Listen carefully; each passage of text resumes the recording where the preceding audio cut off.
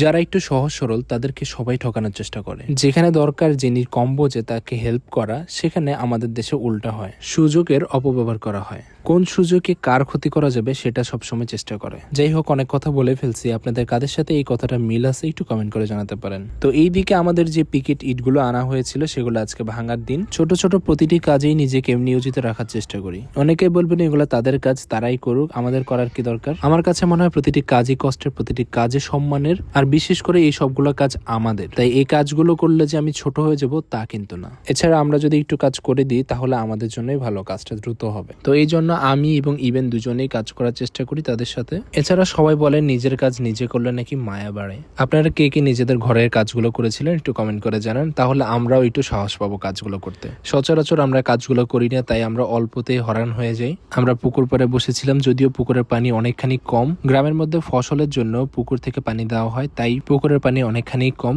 গত ভিডিওতে অনেকেই বলেছেন পুকুরের পানি দিয়ে ঘরের কাজগুলো করতে, তাই চাইলেও পুকুরের পানিগুলো আমরা ব্যবহার করতে পারতেছি না। তো এইদিকে মাহাদি আমাদের জন্য আম নিয়ে আসছে। এই সিজনটা হচ্ছে আমের সিজন, এছাড়া গরমও অনেক বেশি, তো তাই এই সময় আম খেতে বেশ ভালোই লাগে। স্পেশালি কাঁচা আমগুলো যদি মরিচ, দুধ, চিনি দিয়ে যদি বানানো হয় তাহলে বেশ ভালোই লাগে। আপনারা কে কে এরকম গ্রামের মধ্যে আম বানানো খেয়েছেন একটু কমেন্ট করে জানান। সচরাচর এই সময়গুলোতে গ্রামে আসা হয় না, তাই এই আনন্দটুকু সবসময় মিস করেছি। আমি যেহেতু তাদের সাথে কাজ করেছি তাই আমার হাতে অনেকখানি ময়লা, তাই আন্টি আমাকে খাইয়ে দিচ্ছিল। তো এই তো আমাদের ইটগুলো অনেকখানি ভাঙানো হয়েছে। ইটগুলোতে সাথে ময়লা না লাগে তাই আমরা নিচে আবার কালো পলিথিন দিয়েছিলাম। এই প্রতিটা বিষয় খুবই ছোট ছোট কিন্তু খুবই গুরুত্বপূর্ণ বিষয়। এছাড়াও শুনেছি উপরে কালো পলিথিন দিয়ে ঢেকে রাখতে হবে, এতে নাকি কণাগুলো খুব ভালো থাকে। তো এইদিকে আমাদের রডগুলো চলে আসছে। কিছুদিন আগেও রডের দাম অনেকখানি কম ছিল, কিন্তু এখন আবার রডের দাম অনেকখানি বেড়ে গিয়েছে।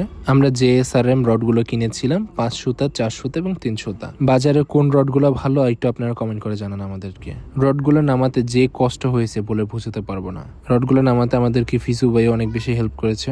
ভাইয়া যথেষ্ট পরিমাণে হেল্পফুল, যথেষ্ট পরিমাণে আমাদেরকে হেল্প করে। কিন্তু আমার কাছে রডগুলো এভাবে রেখে যেতে একটু ভয় লাগতেছে। অনেকের কাছেই শুনেছি রডগুলো এভাবে রাখলে নাকি চুরি হয়ে যায়। কি করলে রডগুলো সেফ রাখা যাবে আপনারা একটু কমেন্ট করে জানাতে পারেন। তো এইদিকে আমাদের ইট ভাঙানো শেষ। ভাবছেন কি কাজ শেষ? না, কাজ এখন শুরু। ইট ভাঙানোর সময় যে রাবিশগুলো বের হয়েছিল এবং যে কণাগুলো বের হয়ে গিয়েছিল সেগুলোকে আমরা সামলায় রাখতেছি। এই লাল লাল রাবিশগুলো নাকি ফ্লোরে দেওয়া যাবে, তাই এগুলোকে আমরা সাইড করে রাখতেছি যাতে পরবর্তীতে ব্যবহার করতে পারি। আর এই কাজগুলো খুবই কষ্টসাধ্য। আমার আন্টি, আমার ভাবি আমাদেরকে যথেষ্ট পরিমাণে হেল্প করেছে এই কাজগুলো করতে। এছাড়া এখানে বাচ্চারা আছে, তারা দুষ্টামি করতে আসে একটু পরপর। ওরা পাশে থেকে কাজগুলো করার আরো বেশি কষ্টসাধ্য, একটু পরপর দুষ্টামি করে। কিন্তু কি করব, ওরা তো বাচ্চা মানুষ, ওরা তো আর এগুলো বুঝে না। তো এই ছিল আমাদের ওভারঅল দিনটা। তো আজকে এই পর্যন্তই। সবাই ভালো থাকেন, সুস্থ থাকেন এবং আমাদের জন্য দোয়া করবেন যাতে আমরা কাজটা সুন্দরভাবে শেষ করতে পারি। আসসালামু আলাইকুম।